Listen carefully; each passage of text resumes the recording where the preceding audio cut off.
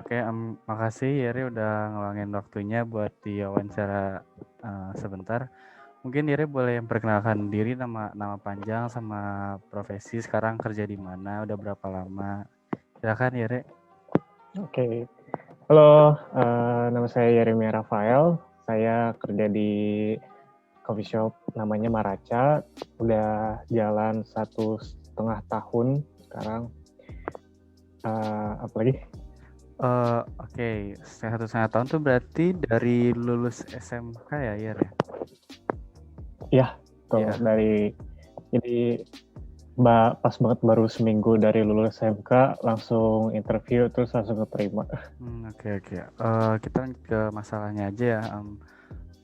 Pandemi Oke. sekarang ini apa yang dilakuin sama pihak manajemen Maraca buat nyikapin pandemi ini pas awal banget? Itu Oke. apa ya? Kalau untuk awalnya, waktu pertama dari awal masuk corona di Indonesia itu, kita itu semua dirumahkan. Jadi Maraca tutup selama kurang lebih berapa bulan ya? 3 atau 4 bulan gitu. Terus lalu setelah itu mulai muncul kebijakan dari pemerintah kalau boleh buka gitu, new normal gitu, PSBB, tapi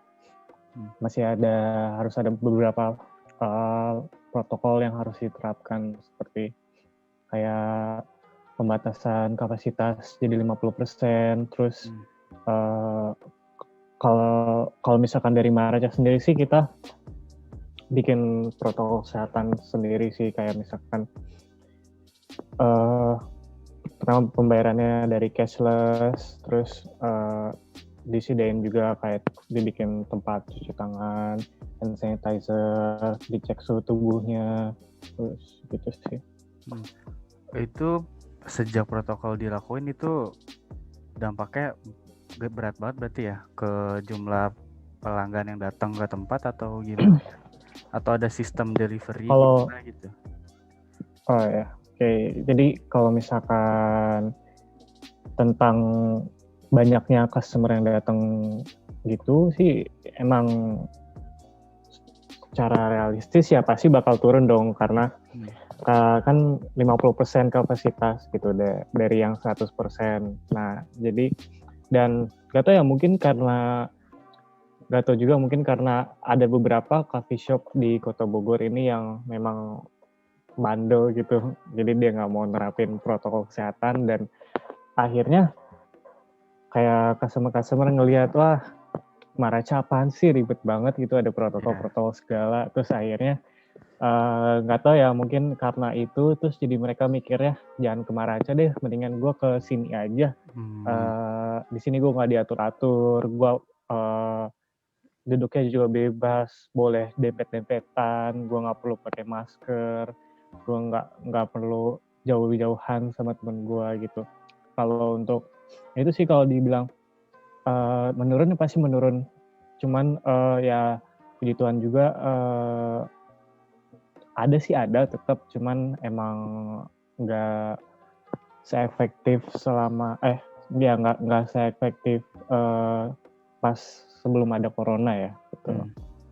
Mungkin buat pendapat dari sendiri, mungkin buat pemerintah, tahap buat kayak usaha-usaha coffee shop ini tuh harusnya bisa diperbagus nggak sih sebenarnya protokol dari segala macam. Dan untuk buat yang tadi juga yang kafe-kafe ngeyel itu, mungkin pendapat Yeri ada masukan gimana? Silakan. Ya, sebenarnya kalau untuk langkah-langkahnya itu ya, kalau untuk protokolnya itu bisa dibilang mungkin udah cukup, cuman dari langkah-langkah penerapannya itu, kayak misalkan ketika sudah kasus corona di Indonesia sudah tinggi, baru protokol-protokol itu dilakukan. Terus ketika sudah tinggi, baru nih pemerintah kayak aduh gimana ya nih biar pada nurut gitu. Terus akhirnya adalah namanya Satgas. Jadi Satgas ini dia keliling-keliling gitu coffee shop buat ngontrol protokol kesehatannya jalan gak nih. Nah, tapi menurut gue sih udah telat sih, karena itu dilaksanainnya setelah 3 bulan, PSBB dilaksanain. Jadi kayak, oh ya udah telat juga kenapa nggak dari awal kalau emang mau digituin gitu. Jadi Sebenarnya, ya silakan. ya apa? itu sih, jadi, mungkin ya kalau misalkan emang mau diterapin gitu secara ketat gitu harusnya dari awal bukan setelah kasusnya udah tinggi nih baru diketatin lagi lebih diketatin lagi. Kan akhirnya orang jadi mikir ya apaan sih nih pemerintah gitu. Udah deh gue nggak usah ngikutin deh gitu. Terus akhirnya ya longgar lagi gitu.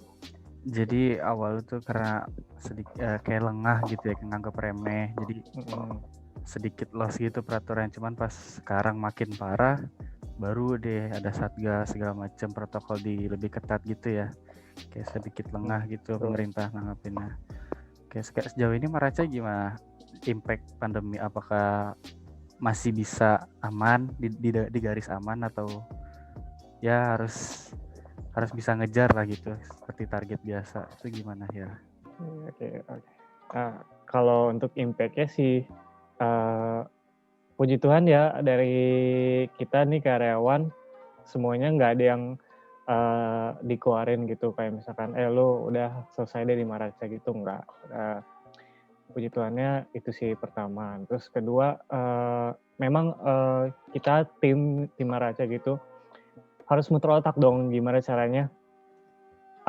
Kan kita juga butuh gaji kan, tetapi sedangkan orang-orang nih yang datang ke Maraca nih sedikit gitu. Nah, gimana sih ini caranya biar kita tetap bisa dapat gaji dan tapi kita tidak menimbulkan kasus baru gitu.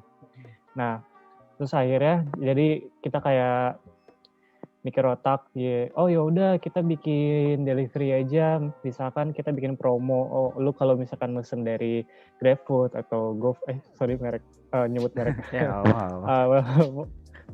Kalau misalkan mesen dari pihak ketiga gitu, ada dapat promo gitu misalkan potongan 30% ataupun kalau misalnya lu nggak mesen dari pihak ketiga, lu mesennya langsung gitu ke kita dari via Instagram direct message, dapat tetap ada potongannya sih. Dan sebenarnya ya kita selalu muter otak sih untuk nyari cara gitu gimana caranya ya biar nggak ada yang tersingkirkan dari kita.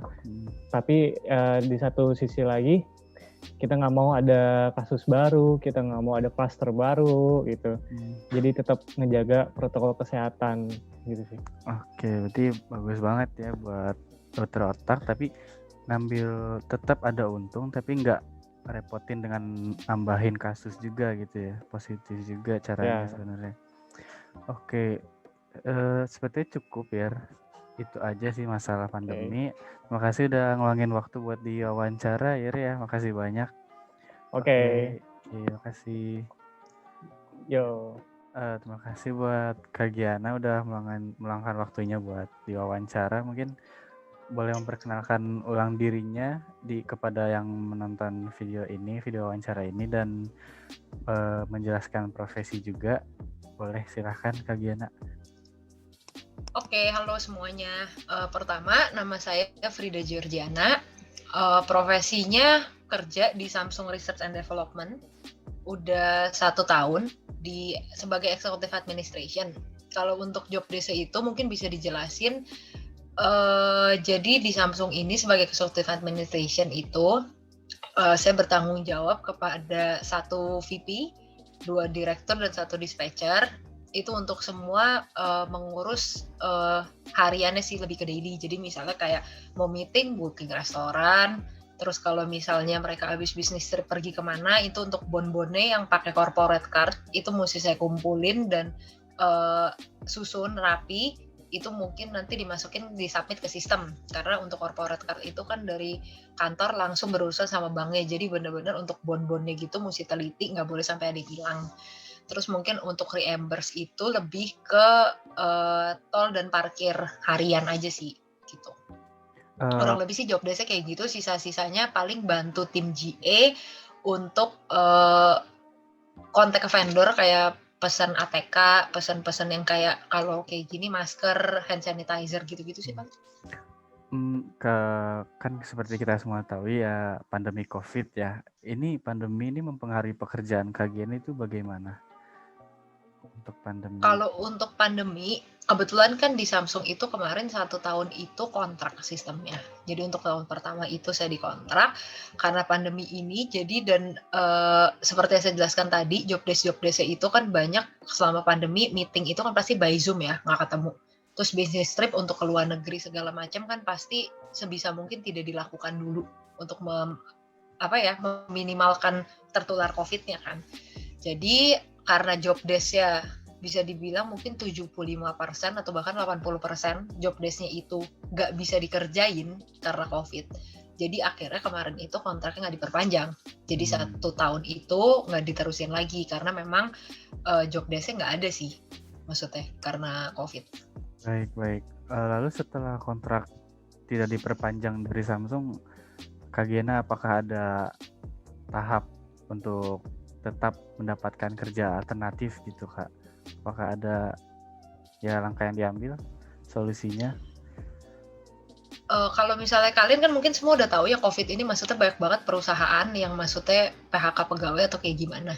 Jadi memang dan alasan perusahaan itu kan pasti kayak ya udah memang mengurangi cost dan lain-lain kan di pandemi kayak gini. Jadi kemarin itu memang langsung cari kerja, tapi jujur nggak berharap dapetnya terlalu cepet juga karena kondisi kayak gini. Cuma untungnya setelah udah beberapa bulan, tetap sih maksudnya lamar pasti terus. Cuma maksudnya kayak kalau misalnya nggak dipanggil ya udahlah, lebih kayak gitu kan. Ya udah aja gitu. Cuma udah dapat lagi, jadi nanti per bulan Januari beberapa hari lagi itu akan start di tempat baru sih. Cuma dengan posisi yang berbeda, kantornya juga bukan di bidang yang sama, job desk-nya juga beda. Baik. Lalu mungkin pertanyaan terakhir kali untuk menutup wawancara singkat ini. Terakhir itu masukan atau mungkin pendapat dari Kak Giana untuk penanganan pandemi COVID ini untuk dari segi bisnis atau kantor itu sebagainya bagaimana kan, mengingat angka yang terus menambah. Menurut Kak Giana itu masukan dan pendapatnya bagaimana untuk mengatasi pandemi ini? Kalau kantor sih mungkin sekarang udah banyak kantor yang melakukan juga ya. Maksudnya kayak WFH itu mungkin lebih baik karena kan maksudnya menghindari untuk ketemu banyak orang, atau kalau di kantor kan bahaya ngumpul di satu ruangan dan AC kan. Karena maksudnya sirkulasi udara di situ-situ aja gitu. Jadi paling kalau untuk penanganan COVID dari kantornya kayak lebih baik WFH kalau memang bisa kantornya WFH. Terus maksudnya bisa juga karyawannya difasilitasi atau misalnya berapa lama sekali dicek gitu loh, ada yang sakit atau enggak. Terus kalau misalnya ada yang sakit mungkin langsung disuruh kayak rapid deh atau swab deh gitu kan. Jadi mereka juga langsung tahu kalau sakit atau apa. Terus bisa mungkin dari kantor-kantornya juga kasih masker kalau memang harus masuk ya. Maksudnya dikasih masker, disiapin hand sanitizer juga gitu. Terus kalau bisa mungkin yang duduknya mepet-mepet mungkin kan bisa dibikin masuknya selang-seling. Misalnya minggu ini ada yang Senin, Rabu, Jumat, ada yang Selasa, Kamis. Jadi maksudnya sebelahnya paling nggak kosong lah gitu, nggak dempet-dempet banget kayak kerja kalau normal ya. Sama mungkin kalau yang naik kendaraan umum bisa disaranin buat naik kendaraan pribadi. Dan kalau misalnya memang nggak ada kendaraan pribadi, tetap harus naik kendaraan umum, mungkin kantor bisa nyiapin buat jemput, atau misalnya kayak ya kalau emang nggak bisa banget naik kendaraan pribadi, ya udah WFH aja gitu loh. Paling kayak gitu sih. Baik. Jadi sebenarnya pandemi ini efeknya besar banget kali ya buat kantor-kantor, terutama kantor seperti Kak Giana yang bisa dibilang lumayan gede ya, Samsung. Iya. Efeknya sangat gede sekali buat pandemi ini. Iya. Oke, baik. Sepertinya wawancaranya singkat saja Kak Giana. Terima kasih banyak udah meluangkan waktunya dan infonya juga cukup bermanfaat dan banyak juga. Terima kasih sekali lagi Kak Giana. Oke, makasih Dava. Ya, untuk yang menonton terima kasih. Assalamualaikum warahmatullahi wabarakatuh. Selamat siang Pak Gunawan. Ya, selamat siang juga dan Ya, untuk sehat alhamdulillah Bapak. Bapak sehat Pak? Alhamdulillah. Ya, sehat.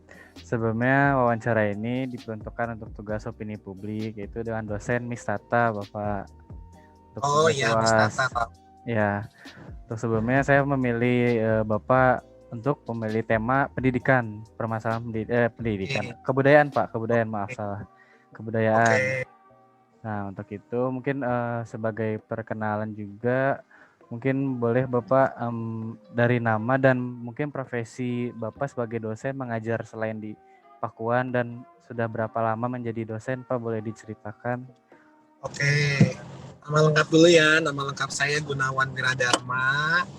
Profesinya itu menjadi dosen. Program studinya itu ilmu komunikasi. Saya jadi dosen itu dari tahun 2013. 2013 itu udah mulai jadi dosen tuh. Nah, tapi kalau ngajarnya itu udah mulai dari tahun 2002 gitu. Jadi saya mulainya tuh dari ngajar sekolah dulu gitu kan. Ngajar sekolah, terus baru ngajar di kampus. Nah, baru deh 2019 itu lolos jadi PNS di universitas gitu ya. Baik Pak. Halo? Iya Pak, ada Pak. Sinyalnya ini Kerekam nggak ada? kedengeran Pak, kerekam. Ada Pak. Kerekam ya. Iya. Cuman jaringan seperti apa ini? Kendala rada.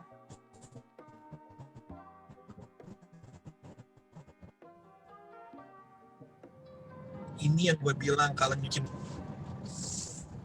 Terus dah. Oke. Halo? Ini saya lagi nunggu jaringan dulu nih Pak. Soalnya rada-rada merah Pak. Ya.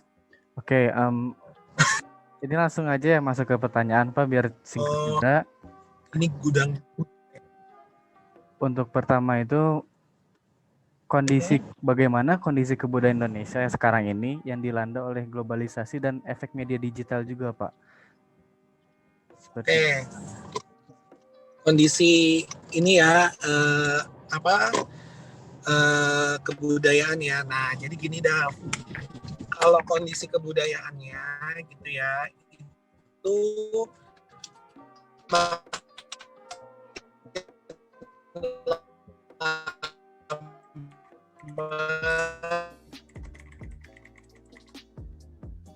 Bapak suara kepotong Pak, maaf.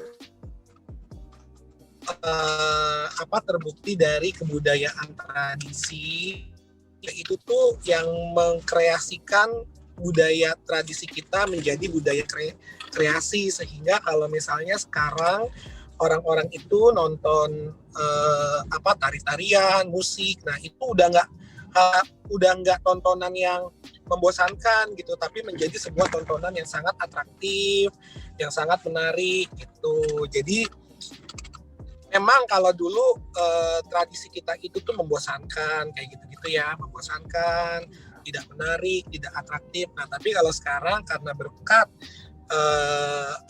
campur tangan anak muda kita yang sangat kreatif itu, alhasil kebudayaan kita itu sekarang menjadi hal yang menarik, gitu, atraktif dan tidak membosankan.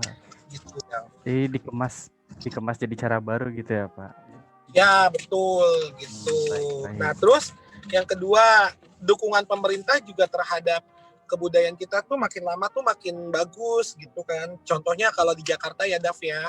Ya Pak. Dulu kan kalau kita itu mau pentas itu kan bingung kan masalah tempat di mana gitu-gitu Dav. Ini kalau di Jakarta nih, saya nggak tahu kalau di Bogor. Nah kalau sekarang, kalau sekarang itu tuh enggak, pemerintah itu tuh memfasilitasi kalau kita pentas itu difasilitasi. Jadi nggak cuma difasilitasi tempat Dav, bahkan sampai ke sarana prasarananya pun juga difasilitasi. Nah itu kelebihannya. Baik, jadi gitu. Sebentar Dav. Oke Pak.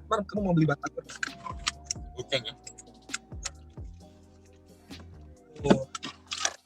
Oke, lanjut ke pertanyaan selanjutnya. Oke Pak.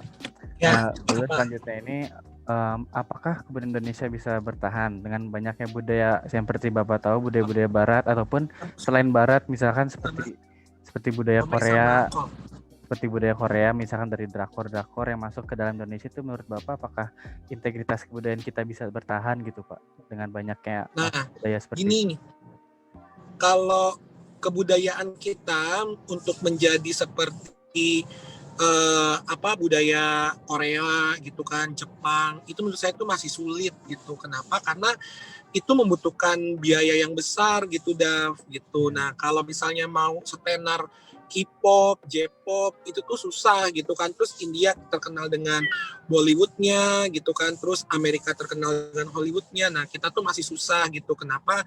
Satu, orang-orang kita itu tuh belum sampai ke situ ininya pemikirannya gitu kan, terus usahanya juga belum sampai ke situ gitu. Nah, terus yang kedua, untuk meninternasionalkan hasil budaya kita itu tuh membutuhkan dana yang lumayan besar gitu. Nah, kita tuh masih belum ada yang mau mensupport itu gitu. Jadi makanya sifatnya itu tuh nggak bisa secara nasional, tapi secara kalau misalnya kelompok ini mau go internasional ya silakan gitu kan. Artis ini mau go internasional ya silakan. Tapi kalau misalnya Indonesia mau jual ke luar negeri gitu ya, terus akhirnya booming, nah itu masih menurut saya itu masih susah kayak gitu. Kenapa? Yang lainnya juga kita tuh budayanya tuh banyak. Nah, apa nih yang mau ditampilkan nih gitu kan di luar negeri? Apakah wayangnya? Apakah misalnya ludruknya, apakah yang lain? Nah itu yang susah tidak gitu. Jadi karena mungkin sekarang belum dikemas secara menarik, jadi belum ada investor ataupun pihak-pihak yang ingin mendanai gitu ya Pak, besar-besaran. Iya gitu. Nah terus yang kedua itu tadi bingung yang mau diangkat tuh yang mananya gitu kan. Karena budaya kita tuh banyak banget gitu ya. Nah sekarang apa nih yang mau diangkat? Jadi saking banyaknya kita juga jadi nggak konsisten juga ya Pak, mau diangkat yang mana. Lalu untuk mungkin terakhir ya Pak, agar biar ringkas juga wawancaranya, masukan dan pendapat Pak Gunawan tentang orang seusia saya ataupun kaum milenial dalam menanggapi dan menyikapi kebudayaan Indonesia ini Pak. Masukan dan pendapat Bapak bagaimana Pak untuk penutup?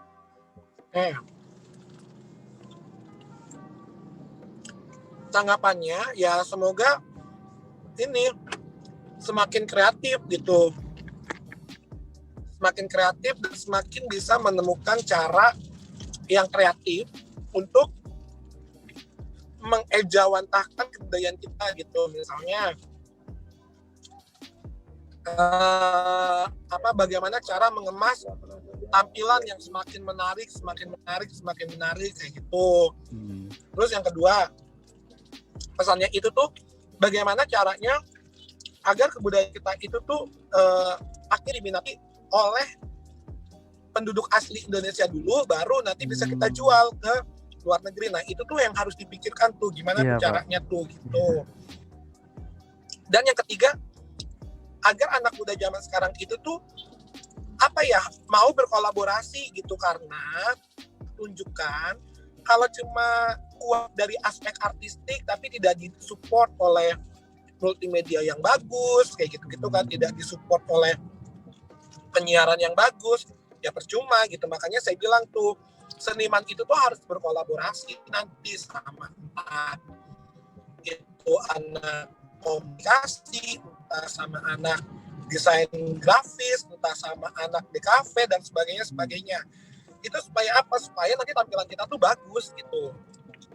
Coba perhatiin deh kalau misalnya kita nonton konser artis luar negeri, itu kan dia kan nggak cuma ngejual suaranya doang kan gitu. Iya Pak, ada konsep juga tapi Pak. Yang dia jual itu tuh pertunjukannya gitu. Nah itu dia yang maksud saya harus kolaborasi itu. Nah di sini anak-anak kita itu tuh kurang untuk melakukan kolaborasi itu gitu.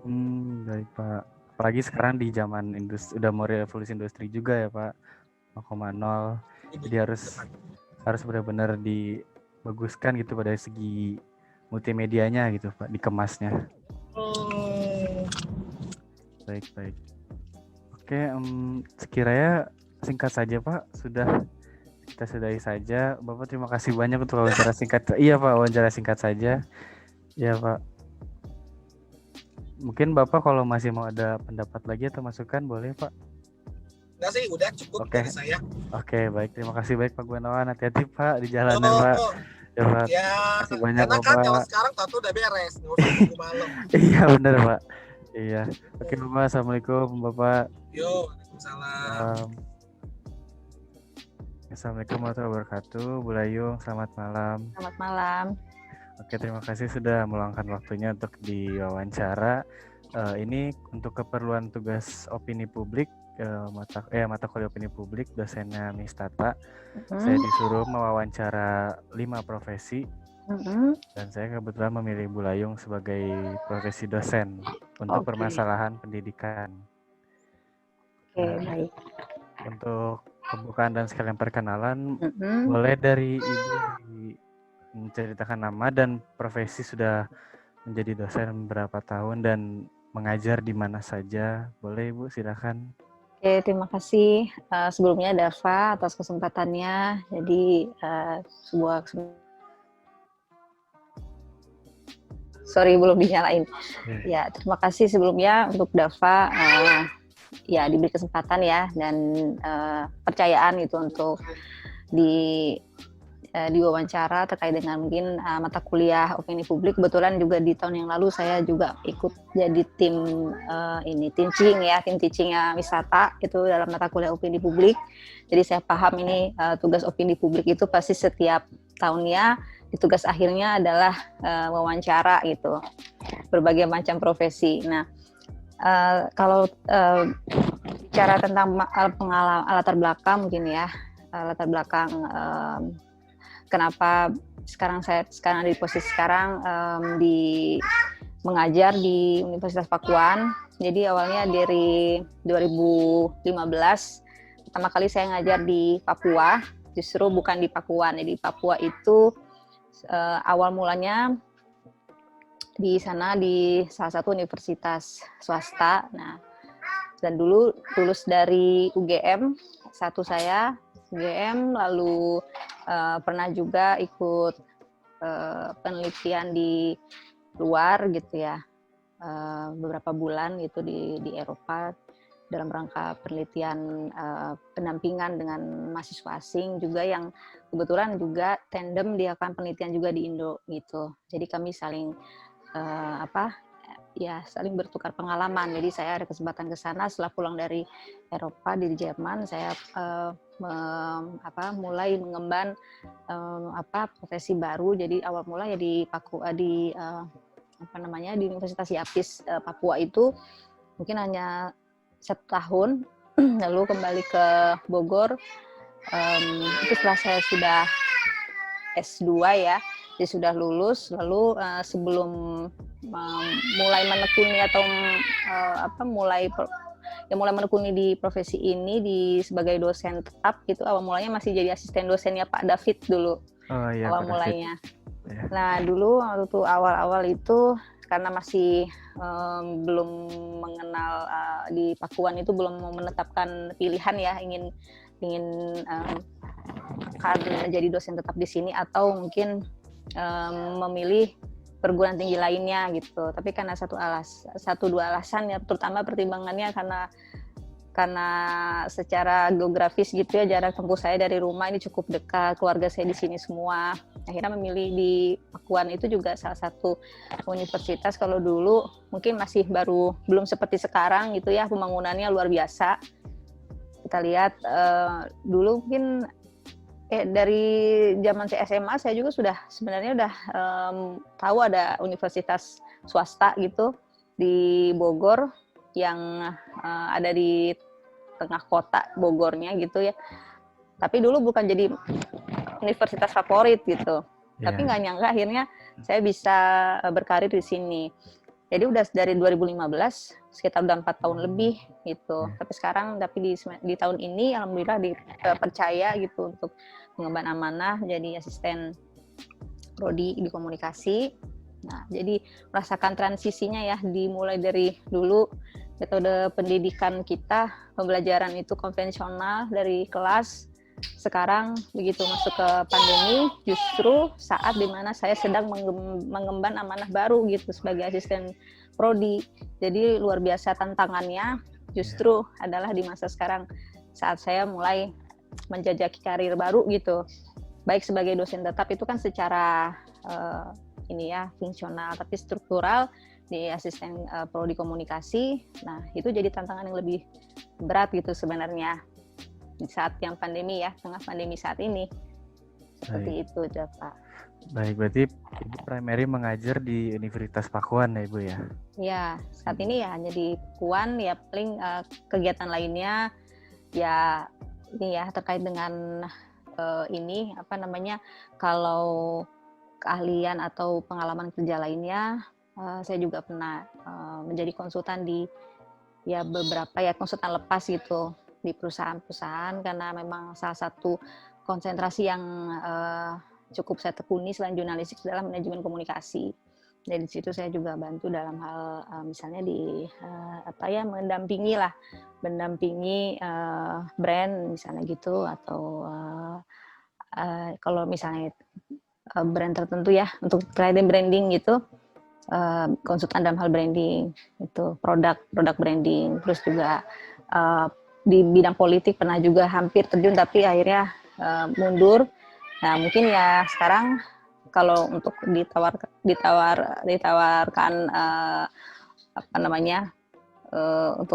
untuk ini lagi jasa konsultan, ya itu hanya lepas aja, dan itu pun di sela-sela waktu yang ada di tengah kesibukan yang utama ya sebagai pengajar gitu.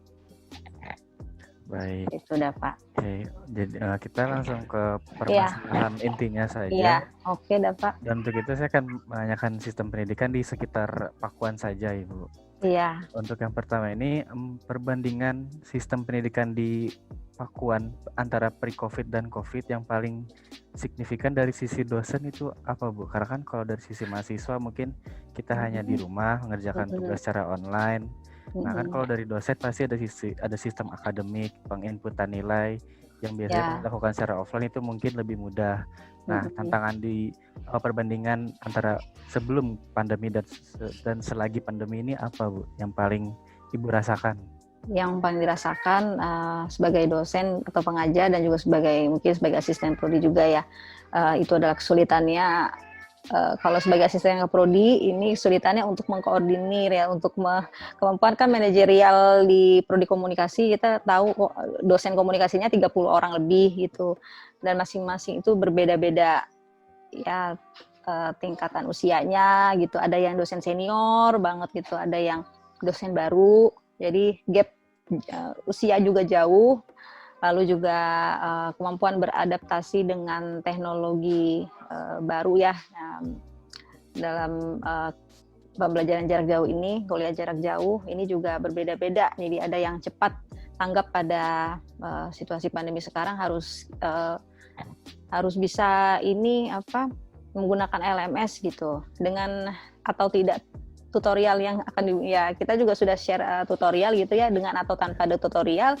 Ada dosen yang berinisiatif, ada juga dosen yang agak kurang paham kali Ibu ya. Ya antara kurang paham gitu, tapi juga ada yang terlalu mungkin selain kalau gagap teknologi pasti gitu, terutama yang senior. Tapi ada juga yang mungkin terkesan tidak ingin cuek gitu, ada gitu. Tapi mungkin itu waktu di awal-awal ya itu kesulitannya gitu, karena mungkin belum masih shock gitu ya adanya kebijakan-kebijakan baru diterapkan kan, apalagi setelah COVID ini harus menggunakan LMS. Perkuliahan kita 100% in-learning gitu. Beda dulu kan pendidikan konvensional kita, kalau di kelas tuh relatif lebih ini juga secara energi yang kita keluarkan, kita berikan ke mahasiswa itu kan cukup satu kali, dan juga interaksinya ada. Jadi nggak terlihat merasa lelah gitu. Saya melakukan riset kecil-kecilan sih sebenarnya ke sesama teman-teman dosen, rekan-rekan dosen. Mereka umumnya sharing itu ya ke kami, ke sesama di grup itu, mereka itu cenderung sekarang saat menyampaikan materi misalnya di ruang Zoom gitu, itu jadi terasa lebih lelah gitu. Karena mungkin bukan hanya itu ya, effortnya mungkin ya, kita juga nggak paham ketika misalnya di ruang Zoom itu apakah mahasiswa atau ya ini partisipan itu yang di dalam ruangan Zoom itu semua itu menyimak dengan baik atau tidak sebenarnya. Iya. Nah, kita nggak bisa menerka-nerka sehingga materi yang kita berikan walaupun dari awal udah diinstruksikan, ayo dinyalakan videonya misalnya, ada tata tertibnya gitu ya, nggak boleh keluar dari Zoom, kalau keluar izin dan sebagainya. Nah, tapi hampir semua dosen sebenarnya sudah menerapkan itu, tapi akhirnya kan tidak bisa berlangsung lama, akhirnya kembali lagi ke kebiasaan ya ditutup itu videonya, entah juga kan di balik ini ya ruang Zoom itu ya mereka melakukan apa aktivitasnya, mungkin ngerokok juga nggak tahu, tiduran juga nggak tahu gitu. Nah itu kan realita yang ada di itu ya, banyak juga kita lihat di viral di sosial media misalnya. Iya Ibu. Iya ya kadang itu dosen ada yang cepat tanggap itu pada situasi darurat sekarang. Ini juga di info yang terbaru ini kan sebenarnya kebijakannya di Kemendikbud kan Januari ini kita sebenarnya sudah melakukan blended learning gitu. Kita sudah menyiapkan juga di Unpad kan kita juga sedang persiapan infrastrukturnya gitu. Dalam ini ya mungkin jangka pendek kemarin itu ya masih sebatas wacana sepertinya.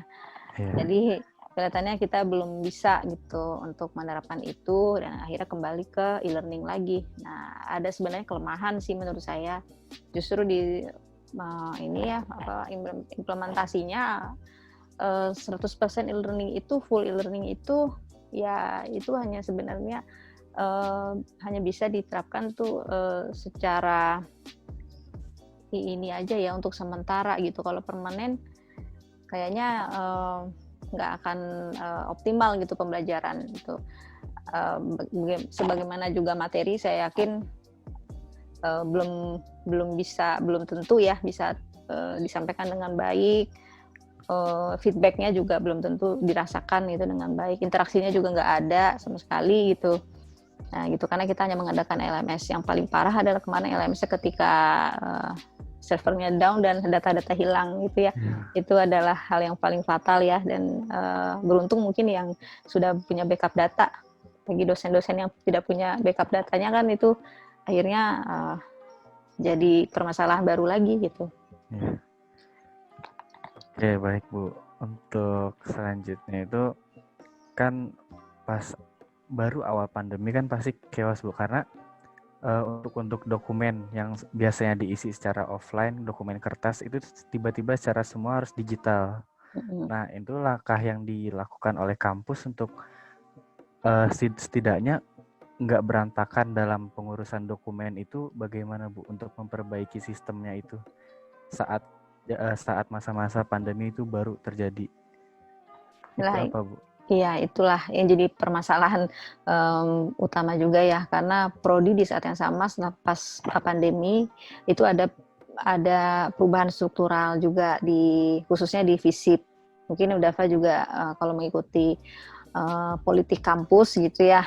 Sekarang kan dekannya juga baru ya, dekanatnya gitu. Mungkin Udafa mengalami transisi dari semester 1 ya, masih Bu Agnes ya? Iya, masih Bu. Nah, kebetulan saat ada perpindahan struktural, dekannya berganti dengan jajarannya, yang termasuknya ada saya sih di dalam situ, di prodinya. Cuma karena perubahan struktural itu, lalu ini menyangkut ke semua hal gitu, karena yang dirombak itu struktur manajerial dari sekretariatan, kemudian bagian unit-unit kerjanya itu semua juga mengalami perubahan gitu, perubahan tupoksi. Jadi tadinya di sekretariat itu semua database itu ada di situ, transkrip nilai itu ada di sistem dulu tuh sistemnya masih lama pakai sistem DOS gitu. Jadi makanya nilai itu, transkrip itu semua hanya dioperasikan oleh satu orang di sekretariat itu, 1-2 orang. Lalu kalau yang ngurus ijazah itu ada bagian tersendiri. Kalau yang ngurus surat menyurat, misalnya surat izin penelitian, atau surat untuk turun lapangan, surat untuk izin wawancara, atau surat untuk PKL itu ada orang itu sendiri. Nah itu jadi ibaratnya di sekretariat itu banyak personil dulu. Dan ruangannya juga luas, kalau dulu di lantai 7 itu ya Nah, semua punya tupoksinya masing-masing karena semua pada dasarnya tugas sekretariatan itu banyak kan. Nah, sekarang ini mulai kemarin sejak perubahan struktural dan pas pandemi itu datang, nah jadi timingnya itu bisa bertepatan ya, bisa Iya. berbarengan. Nah, di saat yang sama pun kita juga harus beradaptasi dengan teknologi baru LMS. Nah, itulah yang terjadi gitu. Mungkin Dava juga mungkin melihat yaitu apa? Karena transisi ini itu yang akhirnya ada kesulitan itu yang sampai sekarang juga kita masih berusaha membenahi itu dari sisi manajerialnya gitu, karena di unit prodi sekarang masing-masing itu hanya dipegang oleh 2 staf. Nah, 2 staf itu mengerjakan semuanya. Jadi surat menyurat, mengerjakan ya PKL juga, yang mau daftar skripsi juga di kita gitu. Jadi sekretariat itu sekarang sudah menyebar di setiap unit prodinya. Di sekretariat itu bisa dilihat mungkin kalau Dava ke kampus, dulu di loket kan ya, Iya, kalau iya, di Ibu. lantai 7. Sekarang pindah lagi ke Gunung Baru. Dan di Gunung Baru itu di loket itu udah nggak ada yang jaga, punya 1-2 orang aja gitu. Yang lainnya udah masuk ke setiap ruangan prodi. Karena udah disebar gitu. Setiap prodi kita punya, ada prodi sastra Inggris, ada sastra Indonesia, komunikasi dan sebagainya.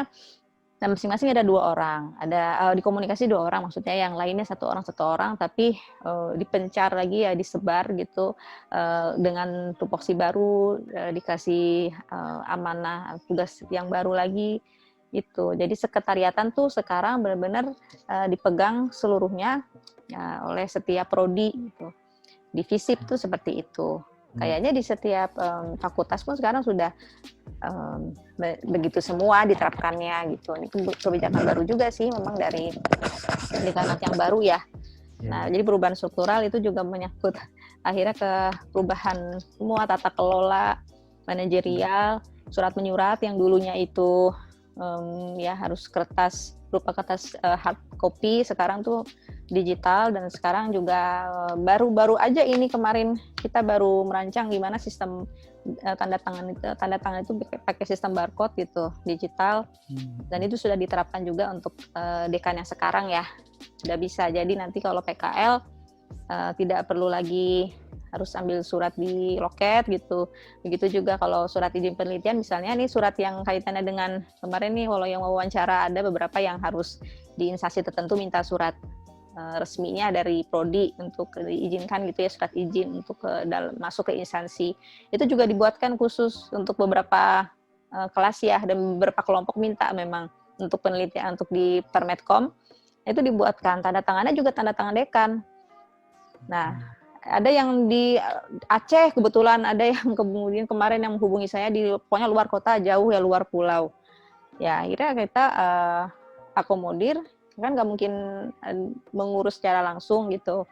Akhirnya tanda tangannya digital gitu, scan-nya barcode. Ya itu udah mulai berlaku sih seperti itu. Nanti prodi semua juga akan sama, semua prodi. Baik. Jadi benar-benar semua tuh harus digital terpaksa gitu ya semenjak pandemi ini. Iya, sekarang juga skripsi juga sama, semua sidang itu kita sudah pakai breakout room, sudah ada operator, setiap prodi udah punya Zoom masing-masing gitu ya. Jadi rapat pun semua diagendakan, semua harus di ruangan Zoom. Tapi kalau struktural ada memang 10-20% itu setiap harinya memang harus hadir gitu, datang ke kampus gitu Dava, bergiliran. Itu saya kan suka lihat di sekretariat itu ada anak SMK PKL ya Bu ya? Iya. Oke, nah itu sekarang gimana Bu pas pandemi? Apakah mereka masih membawa kerjaan ke rumah atau tetap ke gedung dengan protokol kesehatan, itu bagaimana Bu? Iya, jadi memang itu juga kaitan kebijakan di Unpad, karena memang struktural itu harus masuk, juga staf-stafnya, tapi dilakukan ada jadwal piket bergantian. Jadi setiap hari itu minimal ada yang jaga gitu. Kalau di prodi komunikasi kan di lantai 2. Nah itu ada stafnya setiap hari itu standby Nah, nanti hari berikutnya staff yang lain, karena ada 2 kan, kalau untuk prodi lainnya mereka kan hanya ada 1 staff, mahasiswanya kan juga lebih sedikit ya dari komunikasi. Komunikasi udah hampir 2.000-an, hampir 3.000 mahasiswa, jadi staffnya kan ada 2. Nanti rencana dalam waktu dekat ini atau tahun depan ini mau nambah lagi staff untuk komunikasi. Tapi prodi yang lain itu masih sama sih, mereka bergantian itu, jadi dalam 1 minggu itu mungkin hanya 3 hari datang ke kampus, selebihnya pekerjaannya dibawa ke rumah gitu. Jadi ya by email aja semua dokumen-dokumen yang diperlukan gitu. Kalau ada konsultasi, kalau di bimbingan skripsi juga sama ya, menghubungi dosen tata caranya ya sekarang kalau bimbingan di online, di Zoom atau lewat WhatsApp. Nah, seperti itu. Ada plus minusnya ya.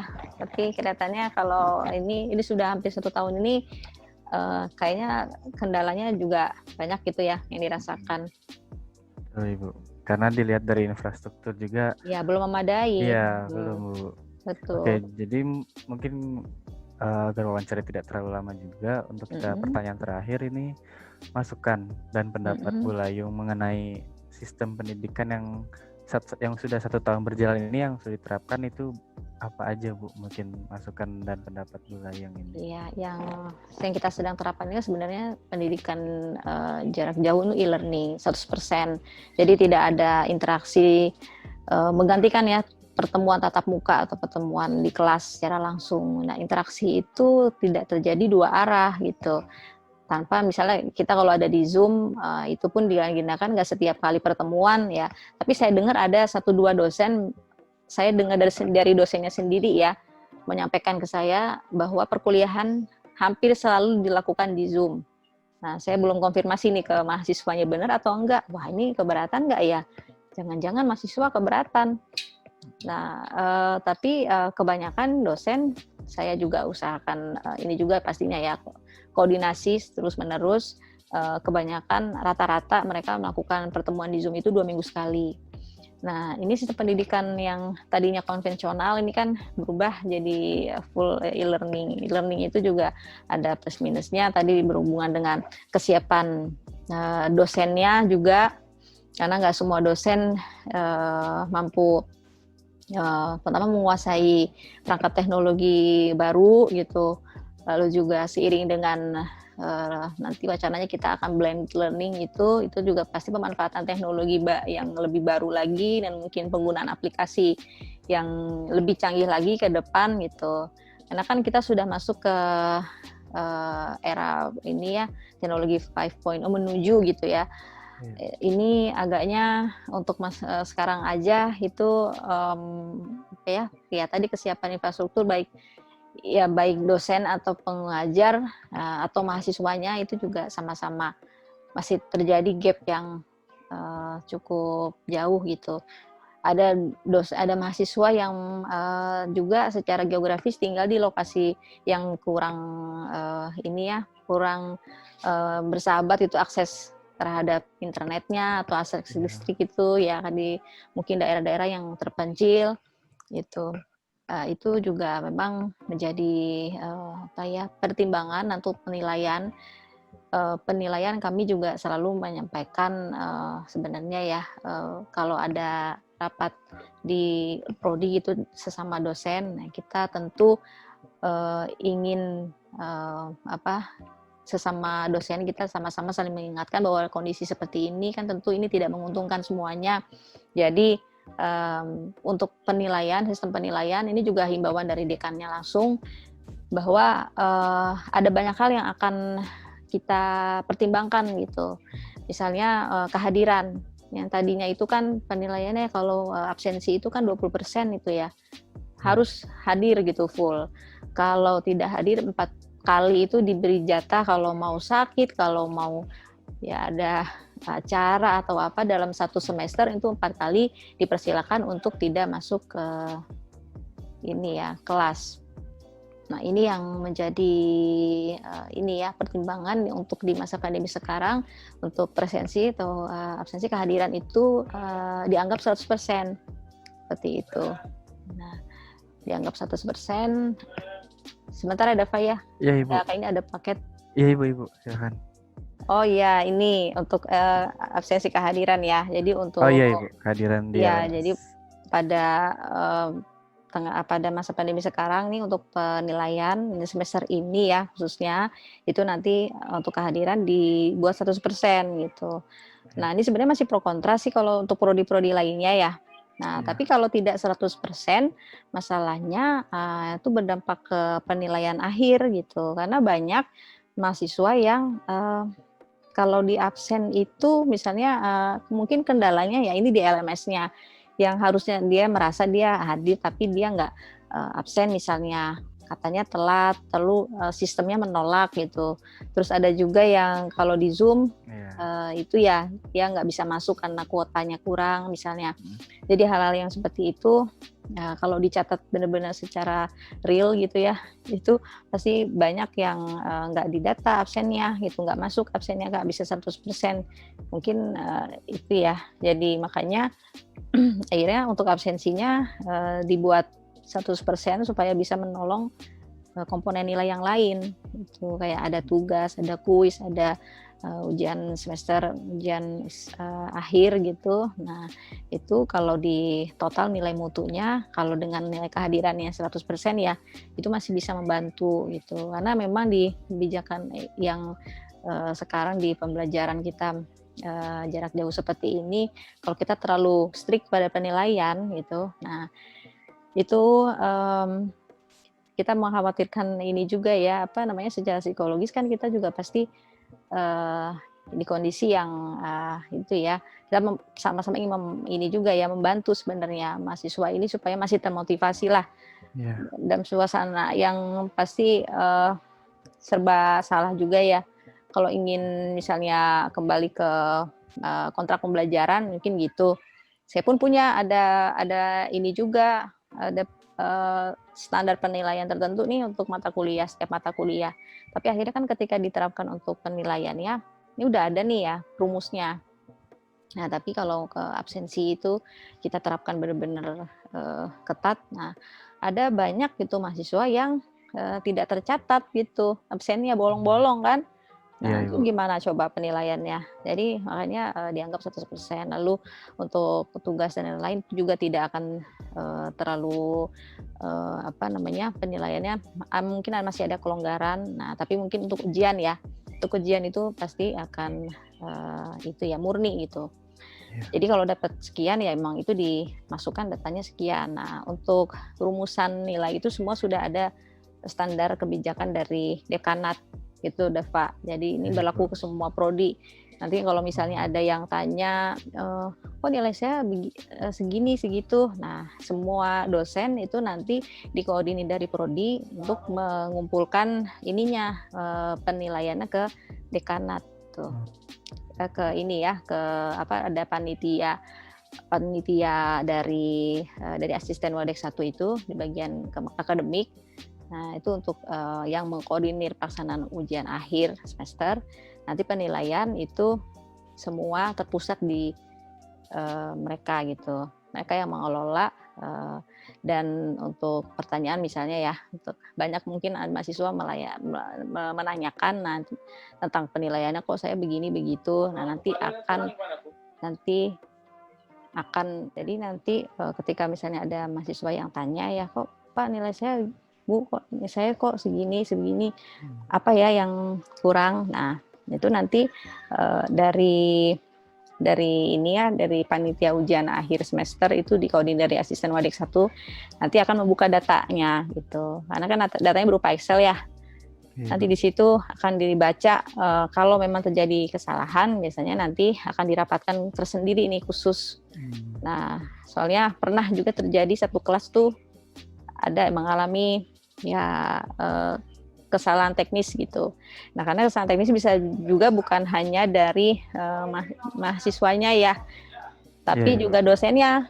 Kadang ada yang salah misalnya secara teknis gitu ya penilaian mungkin ada nilai yang kosong misalnya gitu tidak terhitung padahal mungkin masuk sebenarnya nilainya tapi mungkin dosen belum merekap nilai yang mungkin dari tugas yang belum masuk tadi ada yang dari kuis gitu dan sebagainya. Nah Itu pernah ada terjadi, jadi satu kelas semua komplain, gitu ya. Sempat heboh juga gitu, karena takut ketemu sama dosen tertentu gitu. Oh sama Iya. itu susah gitu. Itu pernah Iya. terjadi tuh satu kelas, itu ya di semester-semester atas ada. Nah akhirnya ini yang menjadi kebijakan baru nih. Nanti ketika nanti ada kasus lagi seperti ini, itu harus dibuat rapat tersendiri nanti, dihadiri baik dari dosennya, mungkin perwakilan mungkin mahasiswanya. Nah itu nanti harus ada sistem cross check juga. Mana Iya, coba betul. mana dibuka nilai ininya mana. Nah, makanya pentingnya kenapa walaupun LMS ada dan kita anggap semua ya data aman di dalam situ ya, karena servernya juga ya kita merasa udah aman di situ, data kita lengkap ada di situ. Ternyata kan secanggih apapun ya teknologi Iya. baru gitu, yang tentu kita masih dalam tahap beradaptasi gitu. Secanggih itu dan Putik itu kan memang itu unit divisi yang memang ini ya diperuntukkan untuk itu, justru untuk dalam hal pemanfaatan LMS itu semua terpusat di Putik. Pelayanan itu pelayanan informasi dan teknologi. Jadi ya kita juga tidak bisa menyalahkan sebenarnya satu pihak. Kemarin saya dengar itu ada memang kebetulan itu pernah dengar nggak Dava? Kenapa bisa hilang?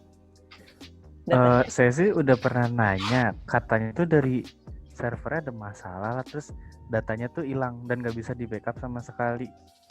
Iya, itu jadi katanya itu ada kaitannya dengan pembangunan di Unpad kemarin kan lagi ini ya ada pembangunan ini apa gedung-gedung itu. Nah itu kebetulan servernya ya itu posisinya itu mungkin sedang waktu dibangun itu kayaknya tertimpa gitu. Jadi tertimpa bangun yang lain, runtuhan dan sebagainya lah. Nah itu yang secara K3 gitu ya, itu kan harusnya diperhatikan. Nah itu keamanan keselamatan itu ya, itu ternyata itu luput lah dari perhatian semua. Nah itu mungkin salah satu faktornya. Kalau yang lain-lainnya mungkin seperti backup filenya mungkin belum siap juga gitu. Nah, ini jadi perhatian kita juga mungkin sebagai mahasiswa dan dosen juga pengajar di sini ya. Kita pun sama-sama harus punya ini ya backup plan-nya gitu. Jadi meskipun kita udah punya server, kita udah punya LMS, kita tahu semua data sebenarnya udah ada lengkap di situ, tapi mengantisipasi berikutnya nih semester berikutnya kan nanti semester genap di bulan Februari nih.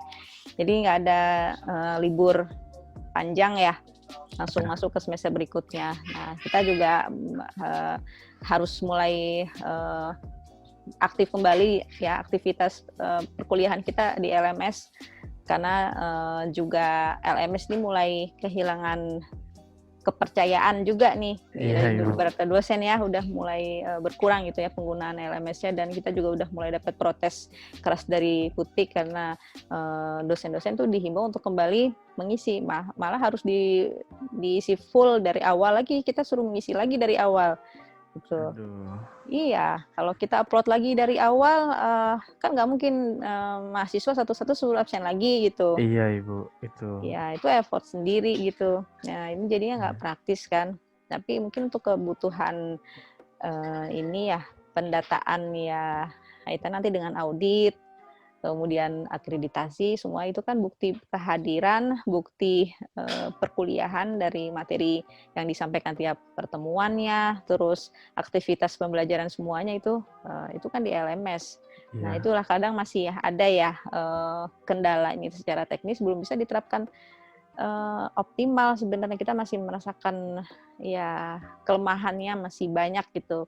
Makanya ke depannya kita juga harus punya arsip yang rapih nih dari Dava juga harus punya hard disk yang ini atau di Google Drive ya semua data-data dari setiap perkuliahan tuh harus punya ininya ya backup-annya kalau terjadi lagi ke depan kejadian ya, seperti ini. Sepertinya wajib sepertinya buat nyimpan tugas ataupun absensi saya sebagai komti nyimpan absensi maupun di laptop dan di online juga secara drive karena ya itu kejadian yang seperti itu kan kita nggak tahu juga kan.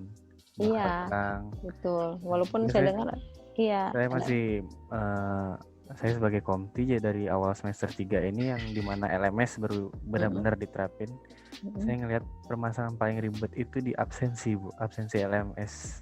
Iya. Karena mungkin Ibu juga pernah melihat saat kita awalnya Mm-mm, dosen itu nggak ngerti kalau absensi itu harus diklik teksnya terus nanti muncul lagi submit mm, present. Nah, dosen itu awalnya ngira cukup di checklist aja kotaknya. mm. Nah, padahal sebenarnya saya dari awal udah curiga kok absennya cukup checklist kotak aja, kok nggak ada keterangan kita absen hari apa, jam berapa. Ternyata bener itu kotak-kotak di LMS itu cuman buat check mark penanda aja, Bu. Jadi penanda Oh, kalau kita tuh udah ngerjain ini, oke. Jadi kita nggak ribet-ribet ngecek tugas apa ya yang belum. Nah, itu tuh fungsinya sebenarnya itu, Bu. Saya pengen mm. nanya, cuman dosennya juga belum paham sama LMS-nya. Nah, itu tantangannya juga, Bu. Oh iya ya. Ya. Ya karena memang ada beberapa dosen pun sampai sekarang ya, Dava ya, untuk upload materi masih dibantu loh. Oh iya, Ibu. Iya. Jadi kan banyak dosen yang mungkin ini ya sudah sebenarnya sih semakin bertambah usia gitu ya. Iya. Ada juga loh dosen yang kayak Bu Dekan tuh rajin banget orangnya. Jadi meskipun usianya tuh udah 60 tahun loh, lebih loh Oh, beliau. Iya, tapi semangat belajarnya itu tinggi sekali. Jadi kalau setiap ini ada aplikasi ini LMS apa ya, kalau memang diharuskan mengisi sampai pertemuan 16 ya, ya udah gitu. Lurus pokoknya ya, orangnya terus juga memang belajar lah gitu, mau gitu. Giat kan ya, tekun itu orangnya kalau ya harus beradaptasi mau nggak mau belajar gitu, bikin Google Form, penilaiannya di sini, misalnya lewat itu ya. Kita juga semua sekarang sudah berpindah ya, iya, Ibu. formulir itu di Google Form semua. Mungkin tugas atau apa ya, selain makanya LMS, mungkin ada dosen-dosen lain juga pakai aplikasi lain seperti Edmodo, ada Google Form, ada ini ya, Google Classroom, Iya, Ibu. atau mungkin yang lain ya. Tapi semoga sih LMS kita segera bisa pulih dan bisa dapat ini lagi ya, bisa dapat kepercayaan kembali ya. Iya, Dosen-dosen Bu. itu beratnya itu sih ya, karena Iya. sudah terlanjur ya kecewa ya mungkin gitu, Iya. sehingga untuk ini lagi kembali mengoperasikan LMS dan menaruh semua data-data file penting di situ, dosen itu kelihatan sekarang berpikir gitu, mulai mikir, aduh nanti aman nggak ya gitu, mending saya Iya. ya menggunakan aplikasi lain mungkin gitu. Mm. Nah, tapi nanti ke depan harus kembali lagi nih, Dava, di semester genap ini kita harus kembali aktif lagi di LMS-nya. Ya mungkin sudah ada antisipasi mungkin ya dari Putih kalau terjadi Iya, hal-hal yang Ibu. tidak diinginkan. Iya. Tapi ya makanya perlu menggerakkan satu sama lain nih, mengingatkan.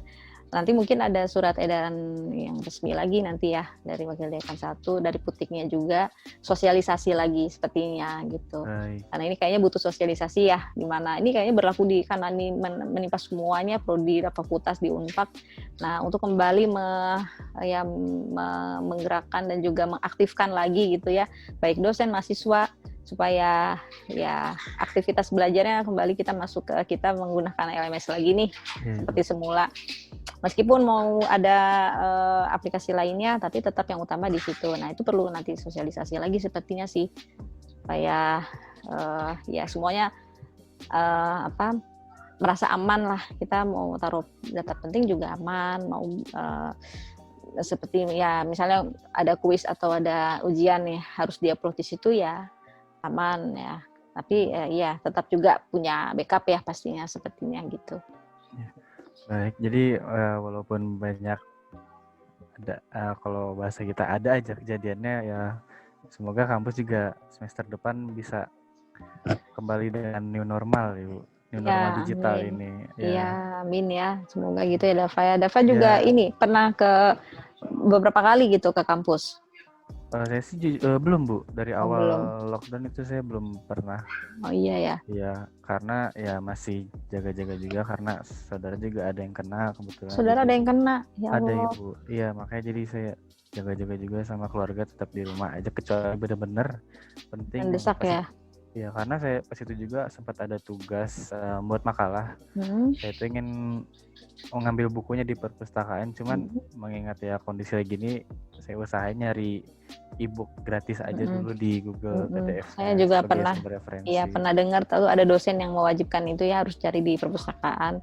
Iya, Itu juga pernah dikomplain juga tuh. Nah, itulah ya, makanya jadi ini juga ya, problema juga. Di satu sisi dosennya mewajibkan gitu buku referensi untuk perkuliahannya harus diambil di perpustakaan. Ya, yang harus turun tangan kan adalah komtinya. Nah, iya, itu yang harus koordinir. Nah, tapi iya, ada juga komti yang seperti Dava lah gitu. Ada yang keberatan dan komplain. Nah, komplain itu kan semua masuknya ke kami ya di Prodi. iya. Nah, kami juga tahu tuh mendapat ada banyak masukan. Nah, itu. Tapi masih si dosen ketika ya mungkin dikonfirmasi gitu ya memang ya itu kembali ke hak prerogatifnya beliau ya. Jadi ya masih diberi kelonggaran lah gitu. Cuma ya tetap harus ada di perpustakaan itu. Tapi kalau kemarin akhirnya boleh ya pakai e-book. Iya boleh Bu, pakai dari sumber internet ternyata boleh ternyata. Pas saya Oh iya. saya kebetulan saya cross check juga sama cutting saya yang kebetulan anggota HIMNI, Himpunan Komunikasi. Saya nanya Kak ke perpustakaan itu kalau nggak salah tanggal Oktober Bu, bulan Oktober kan masih tutup kalau nggak salah. Iya. Nah cutting itu bilang ke saya perpustakaan untuk bulan ini masih tutup. Nah kan saya bingung juga nyari bukunya gimana. Saya lapor lagi ke dosen, Pak menurut dari cutting saya perpustakaan masih tutup, jadi ini untuk sumber buku gimana ya Pak? Kebetulan dosennya juga boleh melonggarkan. Oh boleh Berarti sumber dari aman internet ya. juga nggak apa-apa. Iya Ibu aman, akhirnya aman. Oh ya aman. Jadi, Kalau saya sih ada beberapa komplain itu dosennya ibu-ibu juga. Nah, itu yang lebih strict lagi. Tapi ya mudah-mudahan makanya kita sama-sama masih ini ya apa dalam proses beradaptasi ya satu sama lain. Dosen kadang memaksakan misalnya ada dia memang situasinya kalau normal nggak masalah ya. Kalau dalam situasi yang dulu sebelum COVID, tapi sepertinya sekarang memang ya kita harus menemukan pola baru lagi karena dengan sekarang kondisi begini ini baru semester pertama lalu nanti semester kedua itu semua loh ini bertransformasi Dava, jadi dari pelaksanaan ujian itu ya skripsi PKL gitu penilaian gitu ya kan lalu sampai ke wisuda itu kan online juga itu kan. iya Ibu. Iya, itu kemarin merasakan semua kalau serba online begini, ya kalau untuk sebagian kalangan ya itu mungkin ada yang menyambut dengan baik juga ya. Semua ini ya sekarang praktis, kelihatannya santai gitu. Tapi juga ada juga mungkin beberapa yang merasa kok kurang dapat esensinya ini ya. kurang Bu. Iya Kasihan betul. juga yang Wisuda ya terutama. Iya. Yeah. Nggak dirayakan semestinya biasa gitu Bu. Iya kemarin mengalami juga itu sebenarnya bagian dari pelepasan wisudawan. Nah itu dulu itu kalau kita adakan pelepasan itu tuh hikmat gitu. Sama ya wisuda lebih hikmat lagi ya kan. Itu seremonial yang satu kali dalam seumur hidup kalau dijenjang satu gitu kan. Iya. Begitupun pelepasan dengan semua teman-teman di komunikasi dengan dosen-dosennya itu ada semua ya rasa haru, rasa bangga, ada rasa sedih karena yang namanya pelepasan kan melepas. Nah, tapi kan ketika semua dilakukan secara online itu ya sangat berbeda gitu ya format acaranya. Terus tidak ada lagi banyak hal yang kesan-kesan yang tidak tertinggal gitu kalau berbeda ya dengan kita melakukan seremoninya itu secara langsung gitu di satu ruangan. Itulah bedanya komunikasinya secara interpersonal gitu ya, tatap muka langsung gitu dengan kita lewat online gitu. Iya. Jadi seperti kita masing-masing dipaksa langsung ke industri 6.0 istilahnya Bu. Iya, betul. Digital semua tiba-tiba. Iya. Oke, baik Ibu, sepertinya sudah cukup banyak Ibu Layang. Terima kasih Iya, banyak oke ini deh sudah Pak, meluangkan sama-sama. waktunya. Maaf malam-malam Nggak Ibu. apa-apa, maaf juga Untuk ya kegiatan. bisa di malam ini. Iya Semoga nggak apa-apa bermanfaat. Ibu. Rafa nanti saya. Assalamualaikum warahmatullahi wabarakatuh. Selamat siang Ibu Susi. Waalaikumsalam warahmatullahi wabarakatuh. Selamat siang Mas Dafa. Ya, sebelumnya terima kasih sudah meluangkan waktu juga untuk diwawancara. Sebelumnya saya ingin menjelaskan dulu wawancara ini untuk tugas mata kuliah opini publik Ibu untuk di Universitas Pakuan. Sebelumnya mungkin boleh perkenalan dulu Ibu Susi mulai dari nama, lalu dari usahanya, profesi pekerjaan, sudah berapa lama merintis usaha ini Ibu? Boleh dijelaskan secara detailnya? Ya, nama saya Susi Gantina. Usaha saya bergerak di bidang kerajinan, khususnya shibori. Shibori adalah teknik menghias kain ala Jepang, tapi di kita juga ada padanannya semacam jemputan, tritik, hanya lebih rumit dan desainnya beda. Sudah menekuni sekitar 5 tahun, kurang lebih ya, 5 apa, awal belajarnya sih sudah 10 tahun, tapi seriusnya ditekuni jadi usaha ini 5 tahun. Baik. Lalu ini kita langsung ke pertanyaan inti saja Ibu, biar ringkas juga waktunya. Yang pertama ini seperti kita semua ketahui ya, pandemi COVID mempengaruhi semua usaha orang itu. Dan untuk usaha Ibu Susi sendiri, bagaimana kondisi usaha Ibu Susi dalam pandemi COVID ini Ibu? Terasa ya mengalami penurunan. Pertama, kita tidak bisa pameran, kemudian tidak bisa mengadakan workshop atau belajar secara langsung. Itu pengaruh sekali terhadap pendapatan, terhadap semuanya lah. Baik, jadi mulai dari segi semuanya kena itu ya, gara-gara pandemi Bu Susi. Ya, ada imbasnya. Hanya kita masih bisa bertahan dengan menyiasati. Alhamdulillahnya kita selama ini punya loyal customer ya.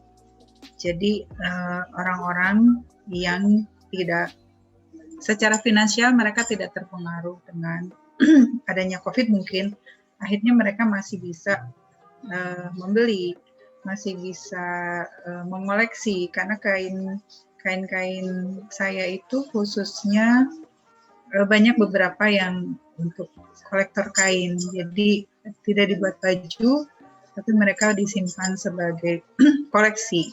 Nah itu alhamdulillah kita bisa bertahan dari situ, dan alhamdulillahnya tidak mem-PHK yang membantu pekerjaan saya. Jadi tim kerja tetap.